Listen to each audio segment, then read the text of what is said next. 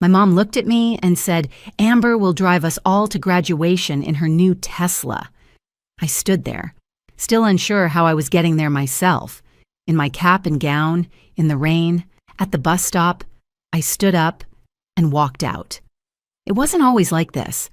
There was a time somewhere between childhood sticker charts and late-night scholarship essays when I truly believed that if I worked hard enough, stayed quiet enough, made myself small and helpful and reliable enough, they would see me. That someday my parents would look up from Amber and finally say, "We're proud of you, Brooke. My name is Brooke Mitchell. I'm 22 years old, and I have spent nearly every moment of my life as the invisible daughter." We lived in Bellevue, Washington, where the streets are clean, the coffee is expensive, and every house seems curated for a real estate magazine. My father, Ryan, was a senior software developer for a booming tech firm. My mother, Stephanie, was a luxury real estate agent. Our home had 4 bedrooms, a manicured backyard, and a view of Lake Washington from the upstairs deck. People envied our family from the outside, but inside that polished frame, the story was different. Amber, my younger sister, by 3 years, was the center of gravity in our home. Blonde, charismatic, extroverted. She had my mother's social charm and my father's flair for attention. From the moment she could talk, she took up space with ease, and our parents loved it. I was the opposite. Quiet, academic, cautious, always early, always prepared, always backgrounded. I didn't mind it at first. I thought that being the easy child, the one who didn't cause problems, was something to be proud of. But I quickly learned that being low maintenance often translated into being low priority. It started small. When I was 7, I spent weeks building a miniature solar system for the science fair. I won first place in my grade. My parents missed the presentation because Amber had a cold and didn't want to be left alone.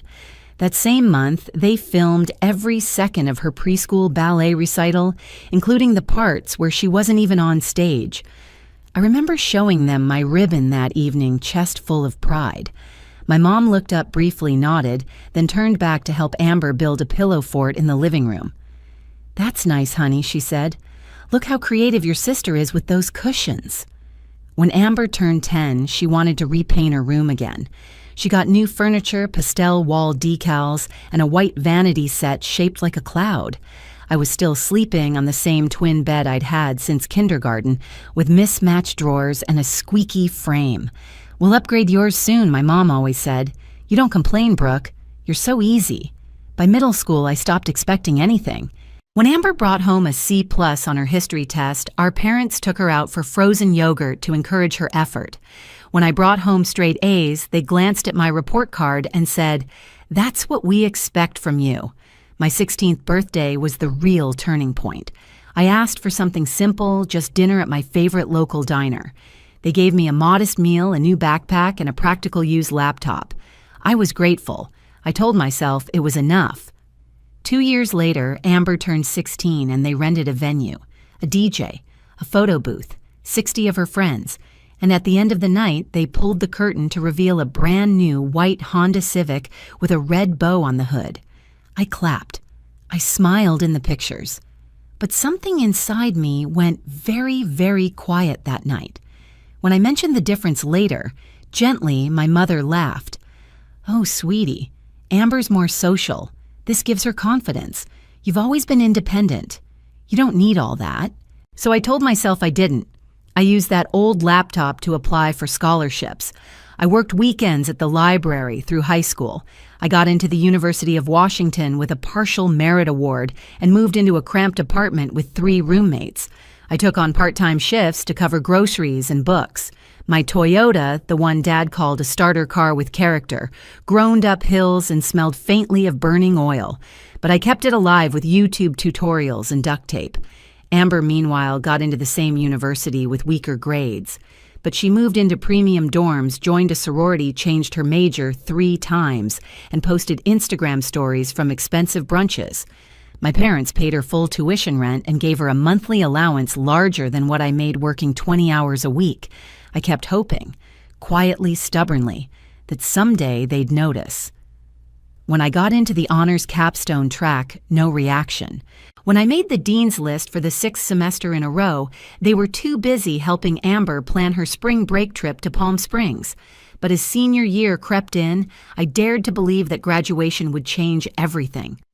I was finishing with a 3.9 GPA, had landed an interview at a prestigious firm in Portland, and had spent 4 years clawing my way towards something they couldn't ignore. Maybe this would be the moment they saw me.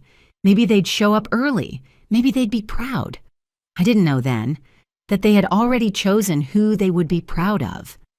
And it wasn't me. The morning of my college graduation began with rain. Not the dramatic kind with thunder and cinematic lightning, just that soft, ceaseless drizzle Seattle is known for. The kind that seeps into your sleeves and shoes, makes the world gray around the edges. I stood in my shared apartment's bathroom, applying mascara under buzzing fluorescent lights, trying to will myself into believing this day would be different. I'd ironed my gown the night before. My cap was pinned in place. The navy blue dress beneath was plain one my mother had insisted I wear weeks ago. Something simple and tasteful. Brooke, you don't want to draw too much attention. I didn't argue. I never really did. My roommates had all left, already scooped up by laughing parents in SUVs and sedans with balloons tied to the side mirrors. I waited alone, not because no one was coming, but because no one ever had. I checked my phone. One new message. From Mom. Don't forget we're meeting at the main entrance at 12:30. Amber wants to take a few pictures with her new Tesla. No congratulations. No, we're so proud of you. Just Amber, her car, her moment. Again. I slipped my phone into my coat pocket, heart heavy in a way I couldn't quite explain. I had done everything right. Everything. And yet somehow the day still belonged to her. 3 blocks to the bus stop. My boots splashed through puddles as I clutched my umbrella in one hand and my cap in the other. By the time I arrived, my gown was already damp at the hem. My makeup felt too formal, my chest too hollow. Cars passed. Some honked, one slowed. Inside, I spotted Rachel and David, 2 classmates from my marketing program, laughing with their families in the back seat of a Lexus. Rachel waved. I waved back quickly before turning away. I didn't want her to see me like this. Taking the bus. To my own graduation. While my family paraded around in Amber's new Tesla. The same Tesla I hadn't been supposed to know about. Until I walked in on them that afternoon just days ago, talking about leather interiors and self-driving features, smiling like Amber had cured cancer with her 3.1 GPA. They didn't even look guilty. In fact, when I dared to ask if maybe we could talk about my graduation, my mom waved me off like I was interrupting a commercial break. Brooke, can we talk about this later? Your father and I are heading out to look at something special for Amber. I had walked away that day feeling like I'd been gutted quietly. No screaming, no slamming doors, just a slow leak of disappointment. At the bus stop, a voice broke my spiral. You graduating today, dear. I turned to see an elderly woman seated on the bench. She wore a long raincoat and clutched a floral umbrella with both hands. Her eyes were kind, crinkled with time. Yes, I replied, trying to sound cheerful. University of Washington. She nodded, smiling. I graduated from nursing school in '62, took the bus too. My parents missed it. My brother had a baseball game. Funny how some things don't change. I don't know why, but her words hit like a warm cup of tea. I didn't know I needed. I sat beside her. My name's Doris, she added. You look beautiful. Thank you, I whispered, blinking fast. I hope your people treat you better than mine did. But if they don't remember their failure to see your worth, doesn't mean it isn't there. I didn't answer. I couldn't. I just sat beside her under the canopy of her faded umbrella as the rain softened around us. When the bus finally arrived, the driver opened the doors with a creak and smiled when he saw me. Congratulations, he said, waving away my fare. It's on me today. I almost cried. Inside, a woman in scrubs offered me her seat. A young boy pointed at my cap and whispered, Look, Mom, she's a graduate. An older man in the back started clapping softly. Others joined in, strangers, kind strangers. who saw me. I sat in the front seat, pressed my hands into my lap, and let their warmth fill a hole that had been gaping for years. The bus rumbled forward, and then my phone buzzed. "Amber, OMG, the Tesla is amazing. Mom and Dad are letting me drive everyone to your thing. So excited to show it off." Attached was a photo, Amber in full glam standing beside the gleaming white car, our parents smiling behind her like stage props. I turned the phone face down on my lap. In that moment, something shifted in me. Not rage, not bitterness, just clarity. They were never going to change. They were never going to choose me. Not because I wasn't worthy, but because they had written me into the margins long ago, and I had accepted that role without ever underlining my name. That was on me. But today would be different. The University of Washington's Husky Stadium was dressed for celebration banners, fluttered against a rare clearing sky. Violet robes fluttered like waves in the wind, and proud families lined the steps with bouquets, helium balloons, and phones held high. I found myself scanning the crowd automatically before I could stop myself. They weren't there. Not yet. I walked in alone. Rows of chairs were perfectly lined across the field, each seat bearing a small white card with our names. I found mine, sat, smoothed my robe, tried to pretend I didn't feel the thick lump in my throat. To my left, Clarissa from the campus marketing team had both her parents beside her. Her father held her hand. Her mother cried every time Clarissa looked over. I turned away before I watched too long. The ceremony blurred. Deans made speeches. Names were called. My department head, Dr. Spencer, gave me a subtle nod when it was my turn. "Brooke Elaine Carter," he announced. No cheer followed. But a man 2 rows behind me muttered, "Strong finish." I didn't know him, but that mattered more than he'll ever know. After the official photos, I stepped into the courtyard blinking against the sun, and that's when I saw them. Amber in the center, fresh blowout posing like she was graduating too, Mom fussing with her scarf, Dad fiddling with his phone, Amber's boyfriend Jason leaning against the Tesla with an arm slung casually over the roof. They were laughing. My heart pounded, but I approached. Amber saw me first. "Oh, good, Brooke, you made it," like I'd been the one running late. Then Mom said it, with that voice she used when she was trying to sound supportive, but only made it worse. "Quick, honey, get in for a photo with Amber and the car. This is such a special day for all of us." I blinked.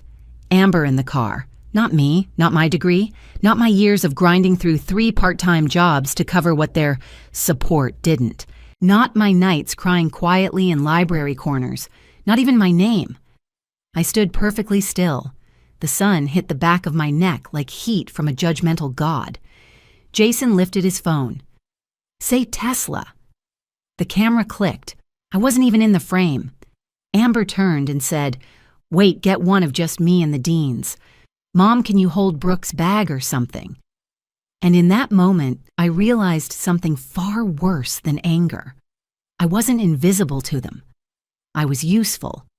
The scholarship winner they could name drop, the independent daughter who never needed anything, the quiet one who didn't make trouble, who didn't ask, who didn't exist beyond convenience. "Actually," I said softly, stepping forward, "I'll pass on the photos." Amber looked confused. "Wait, what? Why?" My mother turned to me annoyed. "Brooke, don't ruin this for her. Her, not me." I took a breath, deep, calm. Because this isn't her day, it's mine. And if you can't even acknowledge that, then honestly, don't come. Silence fell. Jason's phone was still raised mid-air. Amber's mouth parted, stunned. My father cleared his throat like he was about to speak, but I didn't give him the space. I turned, gown trailing behind me. Steps deliberate. Behind me, I heard Mom gasp, "You're overreacting." I didn't turn back. Let them stand there. Let them have their photo. Let them drive away in a Tesla they bought for the child they chose to see. I hailed a cab. It was the most expensive $48 I ever spent, and the most worth it. In that cab, staring out the window at the city I had conquered on my own, I whispered something I hadn't dared say aloud until that moment. You don't get to erase me anymore. For the next 4 months, I didn't speak to them. No texts, no calls, no emails, no birthdays. Nothing. And you know what they didn't notice? Not a single message from Mom asking how my job hunt was going. Not one check-in from Dad about my lease renewal. Not even Amber sending her usual mass selfie about her influencer brand deal with micro-celebs that somehow always ended up with me covering her taxes in April. Silence. Blessed, terrible, clarifying silence. I moved into a studio apartment near Capitol Hill, 4th floor. No elevator chipped paint and the sound of buses groaning at the stop below. It wasn't much, but it was mine. The first morning, I sat on the bare floor with a coffee I could barely afford, stared at the unpacked boxes, and felt something I hadn't felt in years. Peace. There was no one knocking, no one texting guilt. No, can you swing by to help Amber with her resume? No, your father feels like you're drifting away from the family. I was away. I wasn't drifting, I'd cut the line. In that quiet, I began something else. I rebuilt my resume this time with truth, not just the jobs and grades. I included every freelance consulting gig I'd done for free, every marketing pitch Amber had passed off as hers that I'd actually written. I reclaimed the fragments. Then I submitted applications. Dozens. Carefully tailored. Rejections came. Some ignored me completely. Some said impressive but not a culture fit. Some ghosted, until one didn't. A quiet 2-line email from a woman named Selene DeHart. Subject, reapplication. Brand Ops Associate message.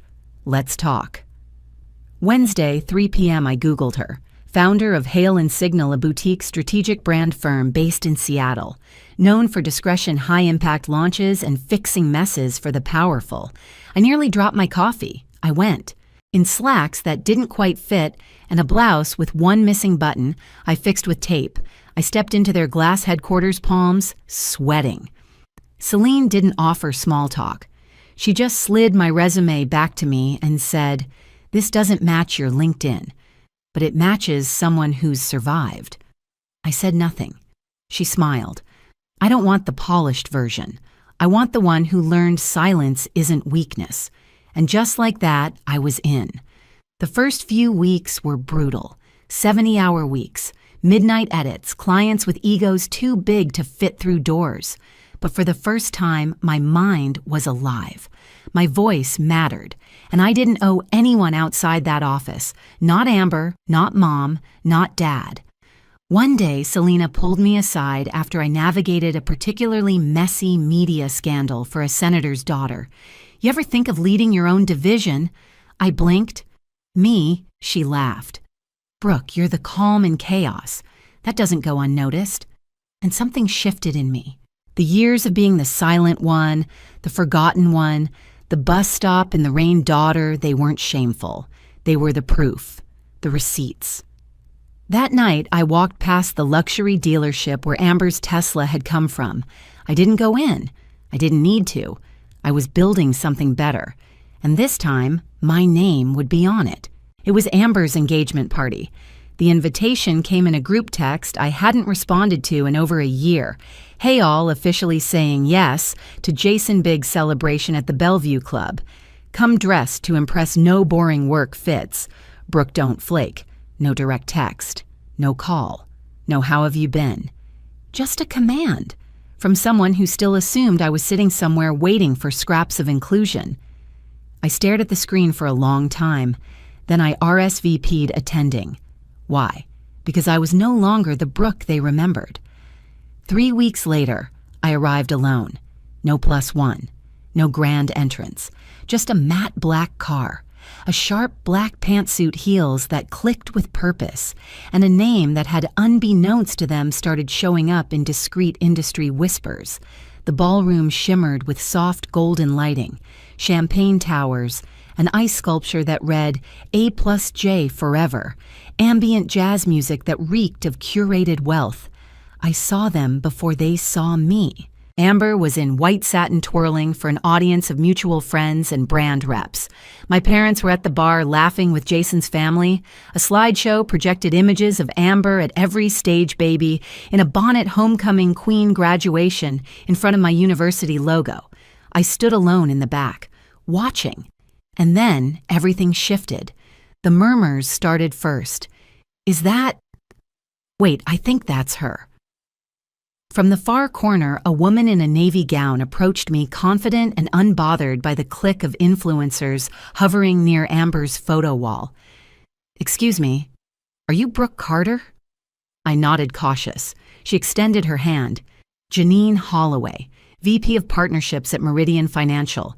I saw your work on the Kepler rebrand. It was surgical, powerful. My CMO would very much like to speak with you." My heart stopped for a beat, but my face didn't change. I'd be happy to connect. As we shook hands, Jason walked by holding a tray of glasses.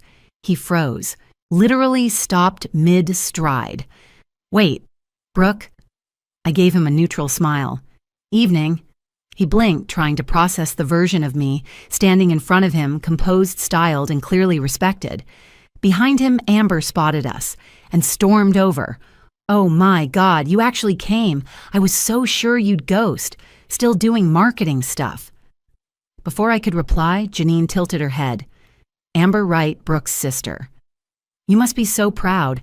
I've followed Hale and Signal's strategic turn since Brooke's promotion. That social equity project, brilliant." Amber's lips parted, but no words came out. Jason coughed awkwardly. Janine smiled politely. "If you'll excuse us, I just invited Brooke to an off-site this weekend. You're still available, right?" I nodded. "Of course." Then Janine added something casually, something that sliced the air like a scalpel. "You know, I always assumed Brooke was the one from the family everyone talked about. I see I was... mistaken." Amber's face fell. My parents watching from the bar had gone stone still. I turned to Amber. "Congratulations, by the way. You and Jason look well lit," and walked away. For the first time in my life, they didn't know what to say. Not a demand, not a dismissal, not a condescending comment about being too serious or intense or self-important. They were quiet, because the room had shifted, and this time the spotlight wasn't theirs to control. I never sent them a letter. Not when the Hale and Signal board approved my promotion to strategy director. Not when Forbes did a quiet profile on the woman behind Seattle's most effective political messaging firm. Not when I moved into my townhome, paid in full 2 blocks from the very country club Amber once told me I'd never afford to park at. I didn't send one when our mother reached out 6 months later with a voice note that began, "Hey, sweetie. I know things have been a little weird, but Amber's brand could really use some polish. Maybe you two can collab like old times." I never responded, because there were no old times, just me carrying the weight, quietly, and then pretending not to see until the weight turned into wings. But one night, months after the engagement party, I sat at my desk and typed a letter anyway, not to send, just to release it. "Dear family, you didn't forget me. You erased me. You used me when convenient, dismissed me when proud, and ignored me when I needed to be seen. But that silence you left me in, that silence became my teacher. It taught me boundaries. It taught me the sound of my own voice when no one else was listening. And it taught me how to build a life that doesn't require your permission to be beautiful. I'm not coming back. I'm not angry. I'm free." Brooke, I never hit print. I just closed the file, saved it under a folder marked unsent but understood, and I've never opened it again. These days, I walk through the world quietly, not because I'm afraid, but because I no longer need to scream to be heard. When people ask me what I do, I tell them I help powerful people speak without ruining everything. They laugh, but I don't, because once I was the invisible daughter. Now I am the woman you don't see coming until your whole room listens when I speak. And every time someone says, "Brooke, you're so calm under pressure," I smile and think, you don't know the storms I survived to become this quiet. Have you ever been the invisible one in your own family? The one who worked in silence, loved without being seen, gave without being asked, only to be forgotten. The moment you needed to be chosen. Tell me your story in the comments, because this space, it's for the ones who were left out and still chose to rise. And if this hit close to home, like, subscribe, not just for more stories like this, but because sometimes healing begins when you finally realize you were never the problem. You were just too powerful for the wrong room.